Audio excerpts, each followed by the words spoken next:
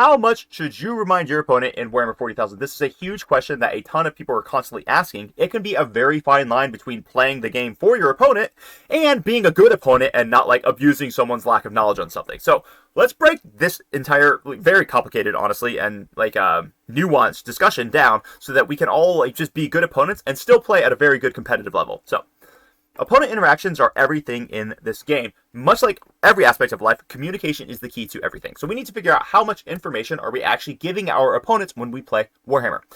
Are we giving takebacks? And the way I define takebacks for the purposes of this discussion is accidental mistakes, which was against the opponent's stated intent. And I'll give examples of that, and I'm going to go into detail on that. Then we'll talk about gotchas, and the way I'm going to define gotchas for the purpose of this video is surprising your opponent with obscure/unknown rules / deceiving them with stated information.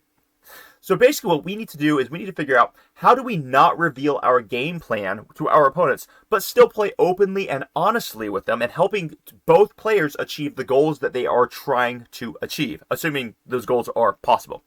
We need to make sure that we play a clean, good information game, and we want people to enjoy the game. Remember, this is a two-player game. You and your opponent are playing together. So we need to make sure that the game is actually enjoyable, as well as trying to crush our opponent's bones into dust, right?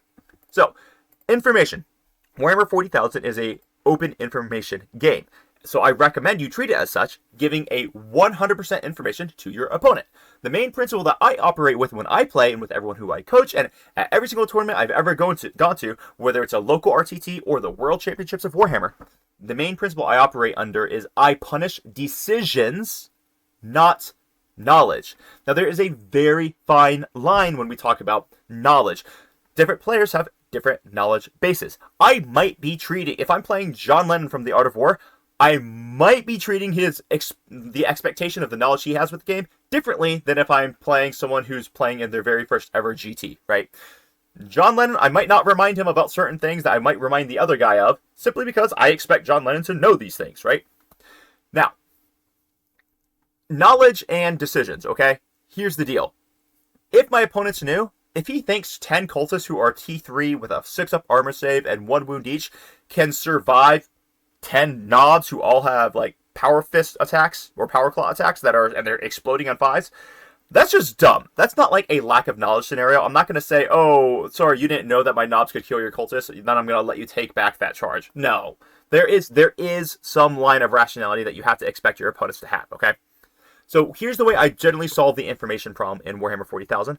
I pre-game go through absolutely everything in my entire army list. So whether I'm playing my orcs, my blood angels, my custodes, chaos demons, whatever, I am going to tell my opponent what my strats are, what my army's abilities are, what my combinations are. I'm going to tell them what my unit's abilities are. And this can be a lot of information, and it can sound very intimidating, but if you've ever run across me in real life, or if you ever do, what you'll notice is it probably takes me 30 to 40 seconds to explain an army. Like, it really does not take all that long.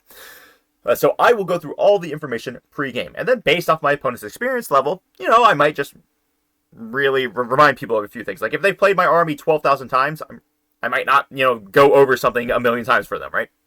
So in-game, then, I am always going to remind my opponent about odd interactions 2 to 3 times. Like, for example, if you have a lieutenant with combi weapon, right, Space Marines, and he has a 6-inch reactive move, when the opponent ends a normal move within 9 inches of them, if I'm playing against someone who isn't familiar with Space Marines, I might remind them, hey, just remember when you end that move within 9 inches of this model, he gets a reactive move. And then my opponent goes, oh, okay, is it only him or is it someone else? I'm like, it's only him. I might give them that 2 times. After they forget the second time, then I might start punishing their decisions because it's on them to start actually paying attention to the game. But if it's a newer opponent, I might give them 2 reminders. Even against experienced opponents, if it's just a slip of the mind, a lot of times I'll remind them the first time, like, hey, dude, don't forget, Lieutenant with combi weapons have that reactive move. Doesn't bother me. My opponent, if they're thinking rationally, they're not ever going to make that. They're not ever going to allow me to do reactive move anyway. So, unless they're doing it intentionally. So it's totally fine to give people 1 reminder. Now, if they're an experienced opponent, they might not get a second. That's totally fine. Less experienced people might get more reminders. But basically, whenever you're answering questions about your army, so like you got your pre-game things, if your opponents are ever asking you questions about how your army operates, always fully answer the question. Never hide any information. Never bury any information. Do your best to answer the spirit of the question and not only the exact words behind it. So I'm going to give you a great example of this. My opponents are playing Grey Knights, right? I might say, hey, listen, dude, I heard that you guys have some like weird uppy-downy shenanigans where like you can like go up and come down on the same turn. Do you have a stratagem that can do that? My opponent better not say, no, I have no stratagem that allows me to go up and then come back down on the same turn. Because, yeah, you got the Mist of Deimos that would allow you to go back up into reserves, and then you got Rapid Ingress, which would allow you to go, because technically it's 2 stratagems. Like, don't be a jerk. Tell them how the interaction works. Give people the interactions so that they can make informed decisions, okay? All right. I've given checklists. This is just like a kind of primordial checklist. I've actually done videos where I expanded this, and I did full checklists of like pregame videos. Go check that out if you want to know more information about it. Those videos are actually awesome. I have an entire playlist on them. So let's talk about takebacks in particular. Generally, I only give takebacks to my opponent after the stated intents, or specifically newer players, with complicated rules interactions. So the example that I like to give for this, right? My opponent is looking to establish locus with a unit. Let's say they have a lone op character that moves into the center of the battlefield and says, I am going to establish locus with this character. And great. Then he's doing a shooting phase, and then it's at the end of the shooting phase, and he's like, oh, you know what? I need to shoot this pistol. So he shoots his lieutenant's pistol. And I go, hey, bro, why don't you not shoot that pistol? Take that back, because you said you were establishing locus. Remember that? And my opponent goes, oh, crap, you're totally right. I did say I want to establish locus. Thank you. And that's how you build good rapport. That's how you have a good, fun game, right? Your opponent told you what they wanted to do. Then they were just had a stupid brain fart, and you reminded them of what they said. Now, it's different, right? What if your opponent does not tell you that they want to establish locus? What if they move up to the middle and they just shoot the pistol? Now, I don't remind them of anything, because at that point in time, I can't read their freaking mind. And if they ask for a takeback then, I would generally say no, unless they're like a super new player, right? I would generally say, no, you don't get to take that back, because I can't read your mind. How do I know that you thought that you didn't think your pistol was gonna, I don't know, kill my model that it shot? And then when you failed it, you're just like, oh no, hopefully, maybe he'll let me take it back. So there is a way to this, right? You have to use your stated intent. And that's another thing that people really screw up with when it comes to like playing by intent. You have to tell me what your intent. You have to tell me what you're actually trying to achieve. If you don't tell me what you're trying to achieve, I can't read your mind, dude. So I always encourage people to speak while they play and speak openly and, with full free exchange of information. I'll give you a few more informations. And then I know you said that you're trying to hide from line of sight, but we forgot about this one particular line over here. Please feel free to nudge your model a half centimeter so that I can't see you. Because what'll happen, right? People will say, oh, I don't know, rapid ingress at the end of your opponent's movement phase. And they'll rapid ingress specifically behind cover, and they will say, all right, cool, I just want to make sure that there's no angle you can see me from. And then my opponent and we will actually work together to make sure that no one can see the unit they just rapid ingressed, because it's a collaborative team effort, right? And then during the shooting phase, let's say I had one like spear sticking out at a weird angle, which did allow me to draw a line of sight into that unit. I would then tell my opponent, hey man, I actually do have a line of sight here. Please feel free to nudge that unit out so I can't see them, because you were very clear with your stated intent, as long as it's actually possible. Like if it's not possible for them to have to be out of line of sight, then that's a different story. But as long as it was possible for them to have actually achieved that goal, I will of course allow them to fix that. All right, another take-back thing. So, for example, if I'm playing a newer player, this would never work for a experienced player, but if I'm playing a newer player, they might not realize that you can't overwatch with pistols when you're in engagement range, right? They just might not know that, because out-of-phase rules are something that a lot of your newer players just don't quite understand. They don't grasp that. So that would be an example where I would say, I would charge, and I would ask my opponent, I'm like, hey, would you like to overwatch at the beginning of the charge? And they say, no. Once I finish their charge, they're like, cool, now I'll overwatch. I would allow them to take that back, specifically. Because, and this is only for newer players, I would never allow an experienced player to do this, because, experienced players know better. Because they just don't understand the rules of interaction. So if there's rule interaction the opponents don't understand, I generally would allow takebacks for that. So here you go. Basically, in competitive play, the only takebacks you ever get are off of stated intent. In more introductory for like your newer players, I will give takebacks for just rules interaction knowledge that it just isn't there. But the real big deal about this is I cannot assume your intent, so you have to tell it to me. That's it. It's a really, really big deal. And just one last example on this, and then I'll stop rambling here. Is one thing that very often happens is people will position units for charges, and they'll forget to charge a unit. Well, the way that we can fix this is you just say, hey, I'm moving my scouts into position here, so I'm going to have a 6-inch charge into your rhino. So that way, when it's the fight phase, and you're like, oh shit, I forgot, sorry for cursing. Oh crap, I forgot to charge the scouts. Would you mind if I charge them?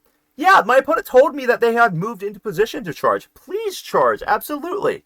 Now, if they had just moved them there, didn't say anything, I can't read their mind. I don't know what their intention was when they did it. So when they ask in the fight phase if I can go back and charge, at that point, I would say, no, man.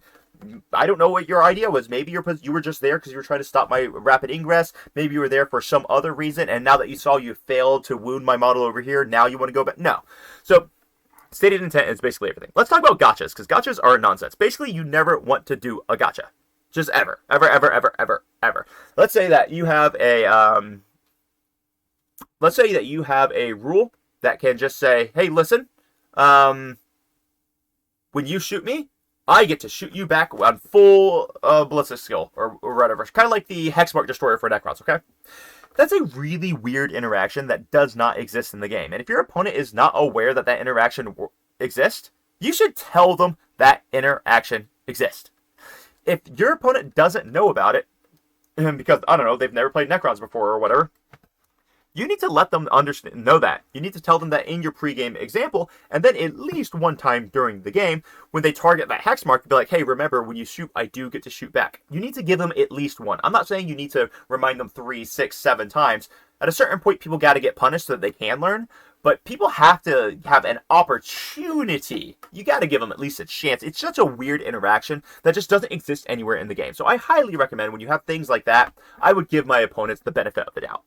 I would also do things like, remember, I've got fights first on this unit. Remember, I've got 2 CP fights on death on this unit. Give your opponent the ability to understand. If I'm playing Blood Angels and my opponent isn't familiar with them, the Sanguinar, hey, don't forget, at the end of your charge phase, my Sanguinar gets to come down and fights first, so be careful about where you position. My generosity when I'm doing these things does 100% change based off of player experience. I kind of gave you the example earlier, but I pretty much refuse to believe that WTC level players don't know that a lieutenant with combi weapon has a reactive move.